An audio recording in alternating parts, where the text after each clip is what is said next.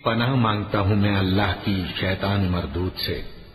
شروع اللہ کا نام لے کر جو بڑا مہربان نہایت رحم والا ہے۔ اے پیغمبر صلی اللہ علیہ وآلہ وسلم، جو چیز اللہ نے تمہارے لیے جائز کی ہے تم اس سے کنارہ کشی کیوں کرتے ہو؟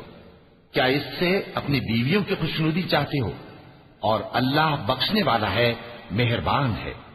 اللہ نے تم لوگوں کے لیے تمہاری قسموں کا کفارہ مقرر کر دیا ہے، اور اللہ ہی تمہارا کارساز ہے، اور وہ دانا ہے، حکمت والا ہے۔ اور یاد کرو جب پیغمبر صلی اللہ علیہ وآلہ وسلم نے اپنی ایک بیوی سے ایک بھید کی بات کہی تو اس نے دوسری کو بتا دی، پھر جب اس نے اس کو ظاہر کر دیا اور اللہ نے اس حال سے پیغمبر صلی اللہ علیہ وآلہ وسلم کو آگاہ کر دیا تو پیغمبر صلی اللہ علیہ وآلہ وسلم نے ان بیوی کو وہ بات کچھ تو جتائی اور کچھ نہ بتائی۔ سو جب وہ بات ان کو بتائی تو وہ پوچھنے لگیں کہ آپ کو یہ کس نے بتایا؟ فرمایا کہ مجھے اس نے بتایا ہے جو سب کچھ جاننے والا ہے، خبردار ہے۔ اگر تم دونوں اللہ کے آگے توبہ کرو تو بہتر ہے، کیونکہ تمہارے دل مائل ہو ہی گئے ہیں، اور اگر پیغمبر صلی اللہ علیہ وآلہ وسلم کے خلاف باہم اعانت کرو گی تو اللہ اور جبریل اور نیک کردار مسلمان ان کے حامی اور دوستدار ہیں، اور ان کے علاوہ سب فرشتے بھی مددگار ہیں۔ اے ازواج نبی، اگر پیغمبر صلی اللہ علیہ وآلہ وسلم تم کو طلاق دے دیں تو عجب نہیں کہ ان کا پروردگار تمہارے بدلے ان کو تم سے بہتر بیویاں دے دے، مسلمان، ایمان والیاں، فرما بردار، توبہ کرنے والیاں، عبادت گزار، روزہ رکھنے والیاں، شادی شدہ اور کنواریاں۔ مومنوں، اپنے آپ کو اور اپنے اہل و عیال کو اس آگ سے بچاؤ جس کا ایندھن آدمی اور پتھر ہوں گے، اور جس پر تند خو اور سخت گیر فرشتے مقرر ہیں۔ وہ کسی حکم کی جو اللہ ان کو دیتا ہے نافرمانی نہیں کرتے، اور جو حکم ان کو ملتا ہے اسے بجا لاتے ہیں۔ کافروں، آج بہانے مت بناؤ، جو عمل تم کیا کرتے تھے انہی کا تم کو بدلہ دیا جائے گا۔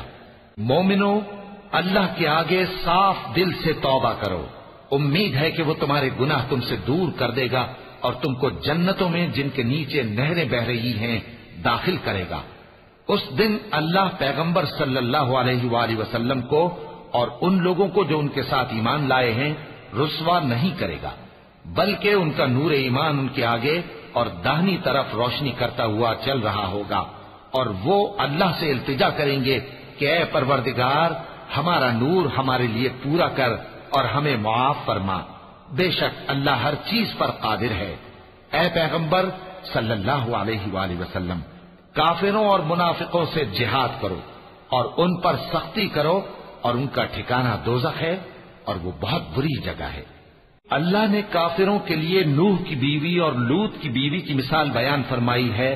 یہ دونوں ہمارے دو نیک بندوں کے گھر میں تھیں، اور دونوں نے ان سے خیانت کی تو وہ اللہ کے مقابلے میں ان عورتوں کے کچھ بھی کام نہ آئے، اور ان کو حکم دیا گیا کہ دوسرے داخل ہونے والوں کے ساتھ تم بھی دوزخ میں داخل ہو جاؤ۔